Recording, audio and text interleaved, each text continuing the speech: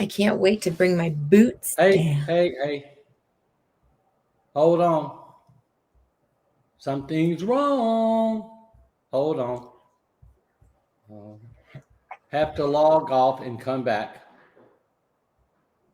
Okay.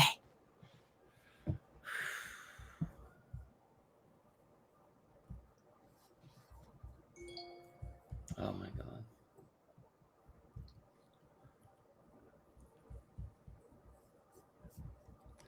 Hey, we're live in color. Wait for it. We had a little bit of technical difficulty. Ready to go.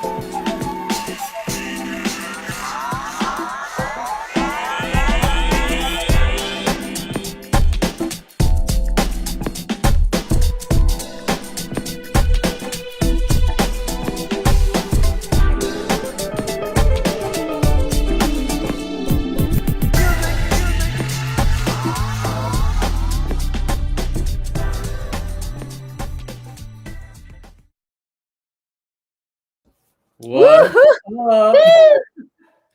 Yeah. Tell me about the weather in Maine. So just a heads up, guys, if you lose me a little bit, I'm on my hotspot because don't have Wi-Fi out here. I'm in the middle of nowhere, Maine, and there's a nor'easter out there. So I'm sure there are a couple people on there that understand. But I wanted to open this, hopefully, if it's not like completely gone. But it is a snowy mess out there. And it's cold. So Well, take care and be safe. And so let me say hi to all the people. You greet them. So hello. I can't see the beginning, the people that first started coming in, but first, Michelle, Linda. All right. Janice. Yeah. Jana. Lisa. Kathy. Jerry Wald is in the house. Lynn is in the house. Virginia is in the house. Russell is in the house. Cheryl is in the house. Good morning, guys. Oh, Kim is in the house. Kimberly. Kimberly. Man, so many people are joining in. But the chat is stuck right now. I think it's a little bit jinky right now because we're going to talk about spiritual cylinders as it relates to aphasia and neuroplasticity and how it will work. So somebody knew Arian Wood. My mom, Rena Ross, always tell me how great and uplifting you guys are. So I had to check it out. Well, welcome. And I am really glad that Mama Abby said hello. Hey, Mama Abby. Donna Wang. Man, so many people are joining in today. Wow. So let me get straight to the point. How important is solitude when you have a need? We all have a need to activate your spiritual cylinders in your life. How important is solitude? It's important, and it's a journey. You know, we all have our stuff going on, and we all have to find our own tools and our own ways to master and go through life's struggles that come up for us, because they always do. They never fail to do that, but it's how we show up and that makes the difference in how we propel ourselves forward and achieve that sense of peace or happiness within ourselves.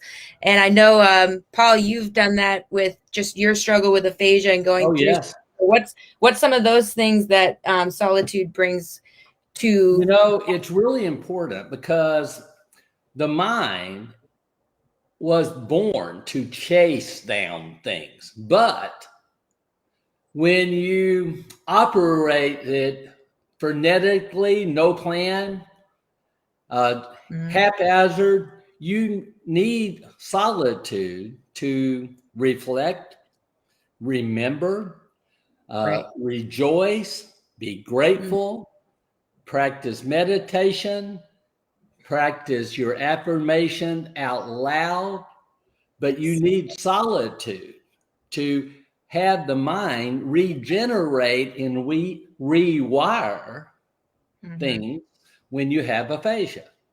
So we need to practice solitude early in the morning.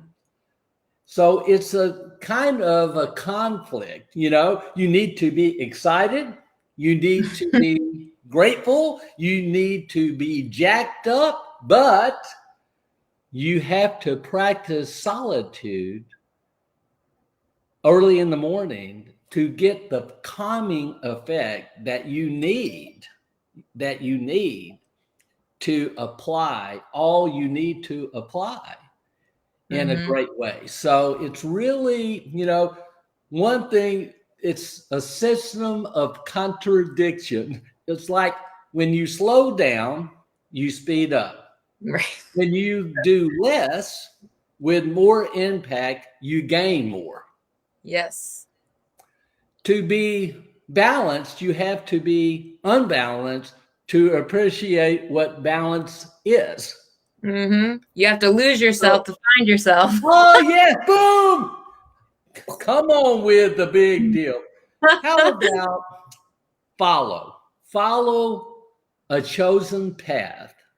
You know, everybody has their own take on spiritualism. And for me, just praying is really important, more so than it was in the past. To be honest with you, I was a little bit angry when I had my stroke, but I'm praying nonstop all the time, and it's so good. How do you feel about following a path? Well, following a path spiritually is probably for me one of the most important, because having that understanding that when things go bad, or when you're angry at something, or you're frustrated, sad, depressed, whatever comes up, whatever feeling comes up, you understand that there is a reason behind it and there is a lesson to learn from it. I mean, I talk about that all day long because it's helped me tremendously when I'm stuck in that mind rut that says, you know, victim, it's this person's fault. You know, I can't believe that this is happening to me. But why, as you said before, why not have it happen to you? Yep. Because if you're going through it right now, there's something to take from that. And when we can get our mindset in that spiritual, like outside of ourselves perspective, we can see it for what it actually is, instead of just the turmoil that's building up within ourselves because we're allowing that to happen. You know, thinking about this thing, Laura, I was writing, as I always do. Oop, my mic fell over. Pardon me. I got so excited. We're talking. Okay. Well. Still sound great, so. Well, I got to get it fixed. So let's see. Okay, I got it. So I was writing, like I always do, And I wrote the following: I need help, but I Mm. can't do it alone. Amen. I need help, but I can't do it alone. You can't. Consequently, God was there all the time. I just had to reach out, dial the number, you know, you I'm on know, style. and I am hurting. So I was hurting, but you can bounce back. You have to believe that you can bounce back through discipline and newly associated pathways in your brain, saying affirmations, saying scripture. You can bounce back, but you have to be calm, cool, and collected to bounce back. It just takes that, um, do the right thing always. Do the right thing and take care of yourself. Mm-hmm. So it's so important. So when I started to pray out loud, just I was taking a walk Sunday morning, listening to your church. Yeah. Um, So excited. what's the name of your church, please? Center Point Community Church in It Waterville, was, Maine. it was so amazing. I was listening to it. And for the entire hour while I was walking, it just hit me. I need to pray. So I was walking along, praying out loud. People just, Oh. are you okay? Are you okay? And I was just praying out loud the whole time, praying for you, praying for your mom, Richard Jr., my family, all my kids, and I got a lot of kids, praying for grandkids, praying for my Uncle Bubba, praying for Mike Burdette, praying for everyone out loud. And it was so cool because people was following, like starting to listen as I was praying, and I just didn't stop. It was really an interesting experience, and I really love that. So the first, discipline, pathways, and praying brings you awareness. How important is awareness in your spiritual walk? It's the only way to create a relationship with God or whoever your higher power is. And when you can create that strong bond and that relationship, that's when things start happening for you, because then you let go of the outcome and you just let what happens. And like you were explaining, you were out there, you didn't care, you were just praying No. and praising God and being thankful for X, Y, and Z. But the thing with that is that people gravitate towards happy people. We want all to be happy. And so what we do is we subconsciously look for those happy people. And that's what the power of God is, which is love. And so if we can express and be love and loving, Yes. we're going to have people gravitate towards us because we Yes. all want that. And that's what I love about this community, is that we've created that loving energy that is gravitating people towards it. So that way we can all share and rejoice in life itself and not be caught up in the worldly things that tend to like to bring us down. I like what Linda said. Let go of God's is in control of everything around us. So I Yes. want to, have you ever been watching a movie in a theater and really loud and you laugh out loud and go quiet Yeah. and everybody looks at you? I didn't realize I had my earphones in listening to the service. I was pretty much shouting out loud the entire time. But the guy walked up to me, hey, buddy, we can hear you. So I didn't care. But when I had my stroke, I was distraught. I tended to blame everyone around me.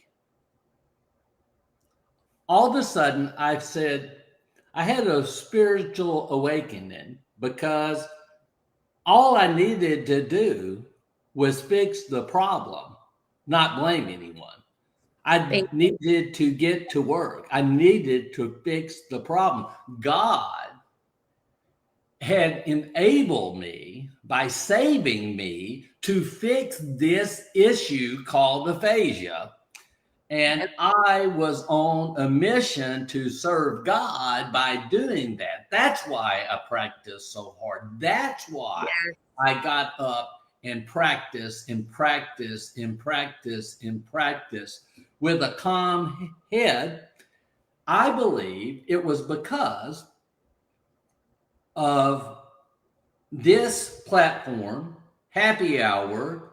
I have something to say.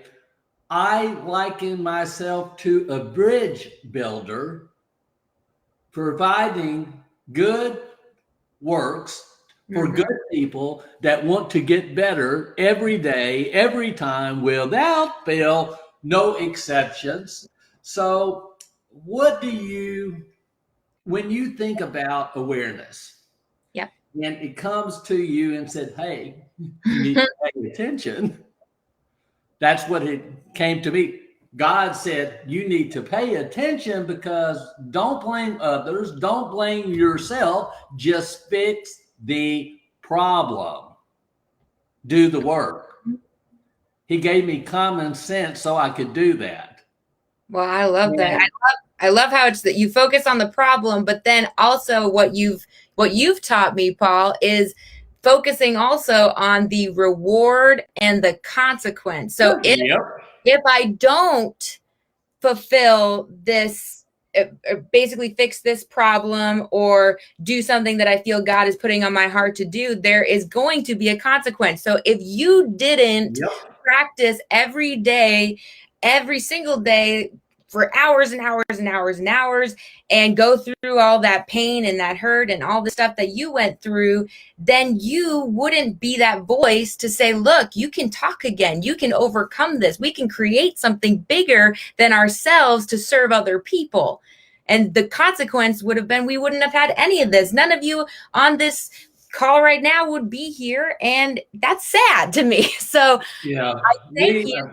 Because now that you fulfilled that reward of having this loving community, having this place where people can go and not feel judged and not feel alone.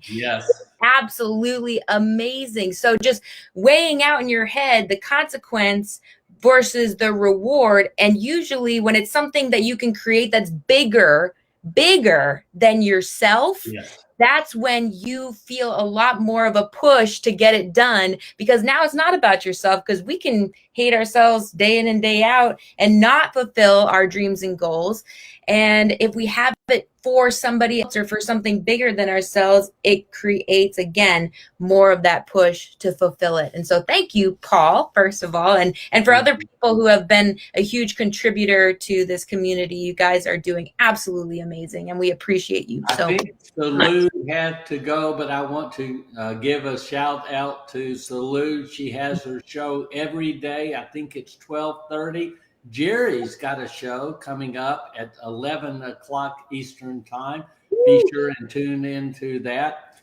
And one of the things I wanted to say, I was looking back through my notes, and it took me, I had made a list of my griefs. When I found it, I said, how much did I pay attention to my griefs, my selfish griefs? So I sat down and I said, count your joys. Think about it. Count your joys.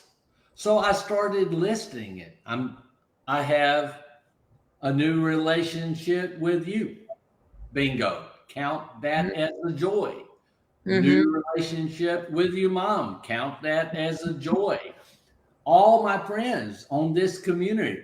The list was so long. Why did I ever spend any time focusing on my griefs, my selfish griefs? truths. Right.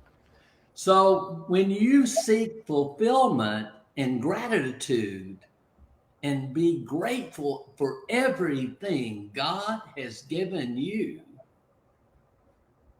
it's just amazing. It's just amazing. I could go on and on and on. I believe this is a God thing. You couldn't, you know why? Why? Before we tuned in, you Oh were yeah. covered. And Yeah. we were just going to say, you can see Laura, but she can't talk. But now it's a God thing. So That's right. just count your blessings, count your joys. Sit down right off after you get off this little live and just count your joys. You'll be shocked how much you have to be joyful about. Well, and also put out so many joys that you realize you have no time to focus on all of the things that aren't working because you're looking right in front of you, right in front of like in your face, saying, look at all the things that you do have. That's why gratitude lists are so important, because it's like, look, there are so many things. Stop sitting here just stressing and worrying. Mind you, there are things we do stress over, but at the same time, if we can fix that, if we can smooth that out just a little bit, I find that doing exactly what you said, Paul, writing out your joys, writing out things that you're grateful for. I know, Paul, when I was like towards the end there, we were doing that every day, and we're still doing it, just not in the bucket right now. We had a whole bucket filled with all gratitude writings on it. So something like that is a physical thing. If you're a physical, like, kinesthetic person, write it out, put it in the bucket, and days where you're feeling down, just put your hand in, grab one out, and be like, oh, yeah, I love that. Just put yourself in a position where you can be successful, and don't set yourself up for failure by not feeding yourself those like good affirmations and positive thoughts. So to recap, I need help, but I can't do it alone. God is right there. That's right. I'm hurting, but God is right there. I have the ability to bounce back from 1 to adding 30,000 words to my vocabulary in less than 3 years. You have the ability to bounce back. And I am sorry, Marcelo posted this long post, and it is disabled my chat, so I can't say maybe hi. Good. So calm, cool, connected to God. Speed down. Speed down. And determine what you really want in life, what your values are, and do it in a spiritual way. Mm-hmm. And don't blame yourself. Don't blame others. Fix the problem and just be in touch with your awareness and meditate, say your affirmations, get in a calm state and an energetic state at the same time. That's possible. That's possible. And be a bridge builder. If you watched Teresa's interview, oh my, she's a riot. I love a riot, but look what she has done. Look at all the loss she has came through and responded time after time after time. It's just so important. So please, Mike said he's having a bad day. Mike Peters, you have been so important to me. Mike, I'm here for you anytime you need to get a call or want to talk. You got this, Mike. You're funny. You have a sense of humor. Your dry wit is amazing. You are a theater performer. You have a great voice. You have so much to be thankful for. And just breathe and relax and have a good day. So care for yourself too. That Janice said that. Breathe as well. Jerry said that. And Linda said everything is sin with possible with God. So we have the ability. Oh yeah, faith takes courage. Boom. So please sure and share this content. Be sure and send some hearts up and some likes up and invite a friend next time. We're doing our best to bring encouragement to the community at large. And you got this, kid. You do, Mike Peters. You do. So, man, we have a lot of people. Hey, Abby. That's Laura's mom, Abby. She's a good person. So, any parting words before we go? We always know what we do, but any parting words that you could share with the audience? It's really important today. It is really important. And I think the biggest part for me is also not being fearful or afraid to create that connection with whatever your higher power is. So for mine's with God. And for a long time, I was feeling silly having conversations with God, creating that deep relationship and connection.